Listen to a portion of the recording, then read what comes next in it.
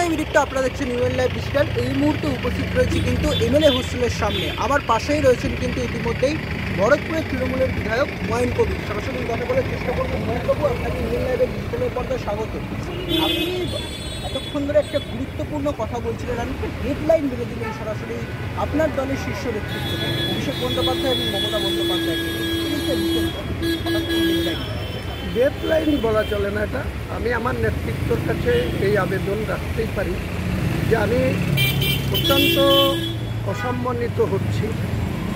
রাজ্য কোনো নেতৃত্ব নয়, রাজ্য নেতৃত্ব, সর্বোচ্চ নেতৃত্ব মমতা ব্যানার্জি আমাকে অত্যন্ত স্নেহ করেন, অভিষেক বন্দ্যোপাধ্যায়ও অত্যন্ত গুরুত্ব দেন, কিন্তু জেলার কিছু নেতা যাদের কোনো ভোট ব্যাংক নেই, যাদের কাছে মানুষের কোনো গ্রহণযোগ্যতা নেই, তারা ওখানে মেন্টালি আমার পিছনে চক্রান্ত করে আমাকে বারবার মেলাইন করছে, বারবার আমাকে জনমানুষে হেয় প্রতিপন্ন করছে। তাদের আমি কোনো রকম রিয়াদ করব না।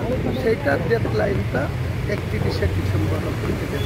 এই যে আপনি যাদের ওপর অভিযোগ তুলছেন, এরা ঠিক কারা? এদের নামগুলো একটু বলতে পারেন? নাম বলবে তাদেরকে অত আপার হ্যান্ড দিতে চাই না। আমাদের জেলারই সব বিশিষ্ট নেতৃত্বের দায়িত্বে আছে তারা।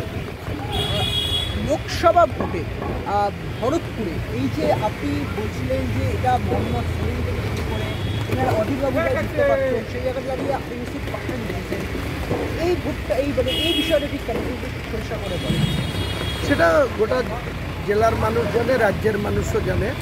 পলিটিক্সের পরিস্থিতি অনুযায়ী, ভোটের হাওয়া অনুযায়ী মানুষ তাকে ভোট দিতে চাইছে, সেই হাওয়াকে ঘোরানো অনুযায়ী অনেক পদক্ষেপ করতে হয়। সেই সময় নেত্রী আমার সঙ্গে ছিল, আমাকে নির্দেশ দিয়েছিলেন যে আমাদের দলের প্রার্থীকে জিতাতে হবে।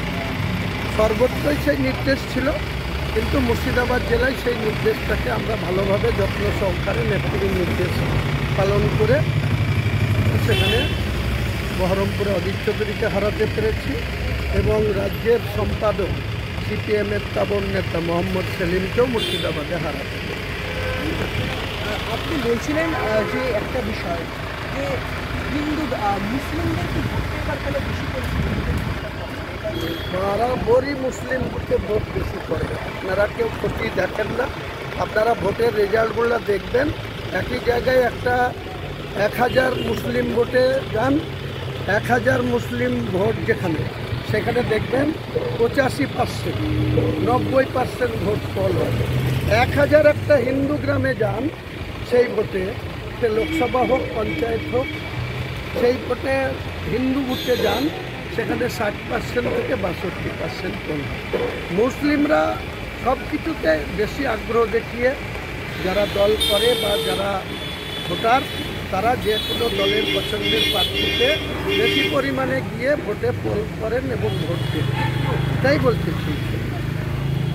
অর্থাৎ এই মুহূর্তে হুমায়ুন কবির যে একটি কথা বললেন, 31শে ডিসেম্বরের মধ্যে যদি রাজ্য সরকার, অর্থাৎ হচ্ছে গিয়ে একদম সরাসরি তিনি কোড আনকোড তার দলের শীর্ষ নেতৃত্বকে হুঁশিয়ারি বার্তা দিলেন বা একটা ডেডলাইন বেঁধে দিলেন, তার কাজ করতে কোনো সমস্যা হচ্ছে না। কিন্তু তাদের এই মুর্শিদাবাদের ভরতপুরেই দেখা যাচ্ছে যারা ব্লক সভাপতি রয়েছেন বা তার তলার যারা সভাপতিরা রয়েছেন, তারা হুমায়ুন কবিরের বিরুদ্ধে গিয়েই অনেক ষড়যন্ত্র করছেন। সেক্ষেত্রে দাঁড়িয়ে কিন্তু 31শে ডিসেম্বরের মধ্যে একদম এতদিন তিনি বা এই সময়সীমার মধ্যে তিনি যেরকমটা বাধ্য ছাত্রর মতো কাজ করা দরকার দলের অভ্যন্তরে থেকে, সেই ভূমিকাটাই পালন করবেন। যদি 31শে ডিসেম্বরের মধ্যে যদি সদুত্তরের বার্তা বা কোনো রকম ভালো কিছু দল তার জন্য না করেন, সেক্ষেত্রে দাঁড়িয়ে কিন্তু 31শে ডিসেম্বরের পরবর্তী সময়ে, অর্থাৎ বলা যেতে পারে 1 জানুয়ারি থেকেই কিন্তু হুমায়ুন কবির তার নিজের ছন্দে দলকে এগিয়ে যাবেন বা নতুন কোনো হুমায়ুন কবির তার নিজের ছন্দে ভোট দেখাবেন। এখন দেখার বিষয় পরবর্তী পরিস্থিতি কোন দিকে যায়, সেদিকে থাকবে নজর রাখুন শুধুমাত্র ইউএন লাইভের ডিজিটালের পর্দায়। এমএলএ হোস্টেলের সামনে থেকে বিদীপ্ত বিশ্ব report, UN live digital, Kolkata. আপনারা দেখছেন ইউএন লাইভ, বাংলা খবরের শেষ কথা।